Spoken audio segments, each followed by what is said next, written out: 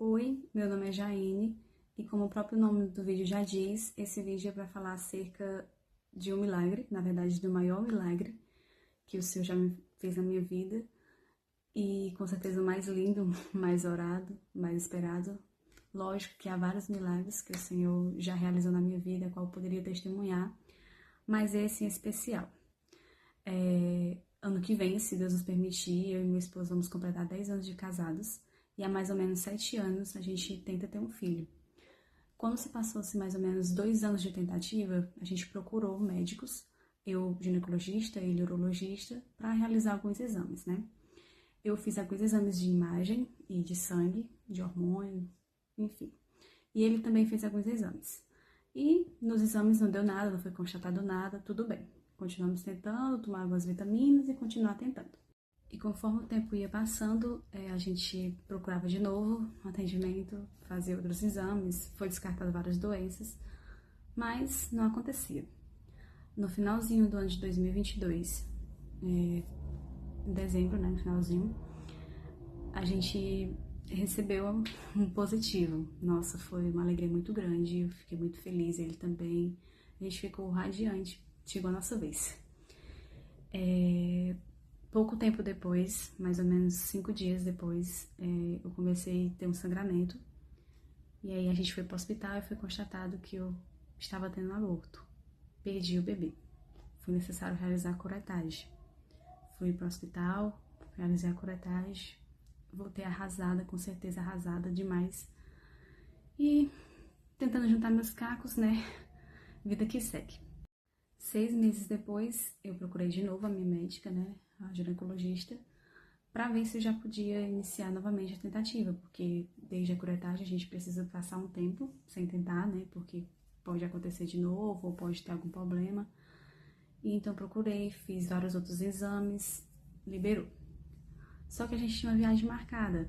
E aí a gente, por essa viagem ser uma viagem internacional, a gente quis deixar aguardar um pouco, né? Enfim, Deus sabe de todas as coisas, embora a gente estava se prevenindo, durante a viagem, né, a gente descobriu que eu estava grávida e foi uma alegria muito grande. Lógico que junto com a alegria me veio o medo pelo que eu havia passado, né. Infelizmente, durante a viagem, eu sofro um aborto novamente. Mexeu bastante comigo porque eu estava longe de casa, longe da família, longe da minha mãe, mas meu esposo estava comigo e o Senhor foi trabalhando, né? Era em outro país, a gente não fala a língua, lógico, mas o Senhor colocou uma pessoa ali para me ajudar em todo o atendimento, uma pessoa que falava português, e ela me ajudou em todo o atendimento. Uma usuária que estava lá também, uma paciente, e Deus usou ela para me ajudar. E foi constatado, né, que eu estava tendo esse sangramento, que era um aborto, que poderia sobreviver ou não. Não foi constatado que eu já tinha saído, né, o feto ou algo do tipo. Que eu voltasse com 3 dias, que eles iam avaliar. Só que com 3 dias eu já estava com a viagem de volta para o Brasil. Então a gente voltou e quando chegou aqui, já procuramos logo um atendimento e realmente tinha sido um aborto, mas que não ia ser necessária a curetagem, porque já havia saído tudo. Enfim, as duas perdas foram com idades gestacionais semelhantes, 5 semanas, com 5 semanas e alguns dias de diferença só. E aí eu fiquei arrasada, meu esposo também ficou arrasado. E então a gente não tinha muito o que fazer, né? Só orar e pedir a Deus que fizesse um milagre se fosse da vontade dele. Alguns meses depois, a gente procurou um médico especialista em fertilidade para pesquisar mesmo a fundo, questões de genética, tudo, né? Para saber se tinha alguma coisa realmente que estivesse impedindo. E o médico passou vários exames, mas toda a consulta, tudo que o médico falava era questão de fazer a fertilização. Nada contra quem já fez ou quem pretende fazer, mas a gente já havia conversado que não iríamos fazer. Iríamos esperar no Senhor, se fosse da vontade dele, ele nos daria de maneira natural. Só queríamos realmente ter certeza que não havia nenhum problema em que a gente pudesse teve algo do tipo, alguma doença, enfim. E aí eu lembro que eu fiquei muito abalada quando a gente chegou lá, que ele passou os exames e tal, e ficou só falando nisso. Voltei pra casa chorando, conversando com meu esposo. Ele falou: "Você realmente quer fazer esses exames?" E eu disse: "Não, a gente vai fazer, né, pra descartar qualquer coisa." Mas sempre orando, pedindo a Deus que tivesse misericórdia. Um certo dia, em oração, eu pedi ao Senhor que me desse um filho. E se não fosse da vontade dele que me desse um filho, que me desse paz. Que tirasse de mim aquele sentimento, que tirasse de mim aquela tristeza. Porque, querendo ou não, quando você quer construir uma família, não é só uma família entre marido e mulher, você quer ter filhos. Pelo menos eu acho que todo mundo é assim, né? E passou-se um tempo, no finalzinho do ano passado, 2023, eu descobri que estava grávida novamente. Eu não vou mentir que o sentimento que eu tive naquele dia foi muito mais de medo do que de felicidade. Eu chorei porque eu tinha muito medo de acontecer de novo, de passar por aquilo de novo, de passar pelaquela dor de novo. Mas minha mãe estava aqui também e a gente fez uma oração, eu, ela e meu esposo, e a gente orou pedindo a Deus que tivesse misericórdia. E se passou-se, né? Eu passei os 3 primeiros meses sem fazer nenhum esforço físico. Eu fazia uso de uma medicação. E tudo bem, se passou os 3 primeiros meses mais temíveis, né? A primeira ultrassom que eu fui fazer, o médico não conseguiu ver. Aquilo ali me machucou bastante, porque a gente já ficou muito apreensivo. Mas com 15 dias depois a gente fez, conseguiu ouvir o coraçãozinho, e aquilo foi uma alegria tão grande, porque das outras vezes a gente não tinha conseguido ouvir o coração. E a gente se encheu de alegria, né? E eu fiquei usando a medicação, passei esses 3 meses, dei uma aliviada. Quando eu passei de novo pela a obstetra me questionou porque eu não havia pesquisado a questão do aborto, dos 2 abortos. Mas na verdade eu iria pesquisar, só que quando eu fui para esse médico especialista em fertilização, ele passou exames para pesquisar o motivo, né? Porém, eu engravidei antes de fazer os exames, de forma natural. Então ela me indicou passar pelo hematologista, que é um médico especialista em questão de sangue, assim, não sei explicar muito bem, mas é mais essa questão, sim. Mas antes disso, eu já tinha havido sido atendida por um médico no hospital e ele havia passado alguns exames que daria certo para o hematologista realmente avaliar. Então eu pensei, não, vou fazer esses exames.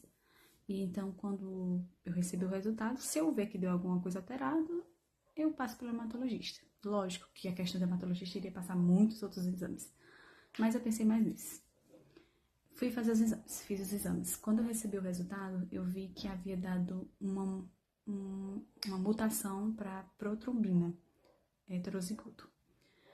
É questão de genética.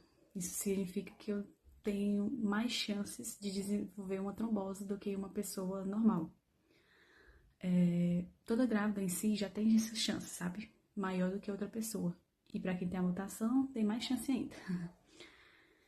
E quando eu recebi esse resultado, foi um baque para mim, porque para quem tem trombofilia, pode desenvolver um trombo e você na placenta e não passar os nutrientes necessários para o bebê ter algum problema de desenvolvimento, ou até mesmo vinha morrer, o feto vinha morrer. E aquilo ali foi um tombo muito grande para mim. Mas procurei o hematologista me indicou, me receitou fazer uma dose profilática de um anticoagulante, enoxaparina, que foi o que eu usei. Então eu fiquei usando essas injeções durante toda a gravidez e no puerpério. Teria que usar 6 semanas depois. Quando eu estava com mais ou menos 24 a 28, não lembro bem qual foi a semana exata que eu fiz o exame. Eu fiz o exame e descobri que também estava com diabetes gestacional. Embora sempre tive muito cuidado com a minha dieta, com relação ao que eu estava me alimentando. Porém, eu já tenho antecedentes, né? Minha família, meus avós, minha mãe, todos são diabéticos. Então, eu também tive diabetes gestacional. Enfim, a minha gestação foi uma gestação um pouco difícil por conta desses problemas, mas no demais ocorreu tudo bem. Graças a Deus que geralmente quem toma esse anticoagulante às vezes tem sangramentos na gengiva, no nariz, eu nunca tive. E embora seja um pouco difícil, mas o Senhor esteve comigo me ajudando. Embora meu emocional estivesse um pouco abalado, não tão pouco, na verdade meu emocional estava bem abalado, pelo que eu havia passado, pelas essas perdas, e também porque após a segunda perda eu tive crise de ansiedade, crises fortes de ansiedade. Mas o Senhor cuidou de mim em todos os momentos, e durante a gestação tive vários momentos que eu tive muito medo mesmo, de perder o meu bebê, mas o Senhor cuidou de tudo. O Senhor me ajudava, o Senhor me confortava, e o Senhor esteve comigo em todos os momentos. Então esse vídeo é para dizer que o Senhor fez um milagre na minha vida e que não há nada impossível para o Senhor. Não há nada que é impossível para Ele. Eu não sei se você tem passado por alguma coisa que você tem achado que é impossível para você, se você tem passado por situações que você tem pedido a Deus e não tem visto solução. Saiba que não há nada impossível para o Senhor. Eu me apeguei muito a Gênesis, 18, 14, a parte A, em que diz que porventura haveria alguma coisa impossível para Deus? E eu te respondo que não há. Não há nada impossível para o nosso Senhor. Ele tem todo o poder e Ele fez esse grande milagre na minha vida. Ele me deu a minha filha, a Ana Elisa, que significa agraciada e consagrada ao Senhor, presente de Deus na minha vida.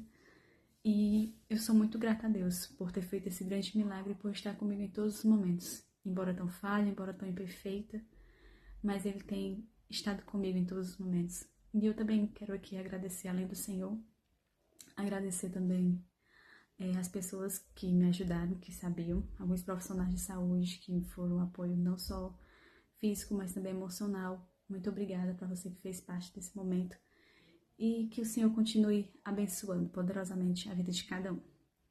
E eu quero louvar somente um trechinho de um louvor. És fiel em todo tempo, em todo tempo tu és tão bom, com todo fôlego que tenho, eu cantarei da bondade de Deus. Tua bondade me seguirá, Senhor. Tua bondade me seguirá, Senhor. Eu me rendo a ti, te dou meu ser, entrego tudo a ti. Tua bondade me seguirá, Senhor.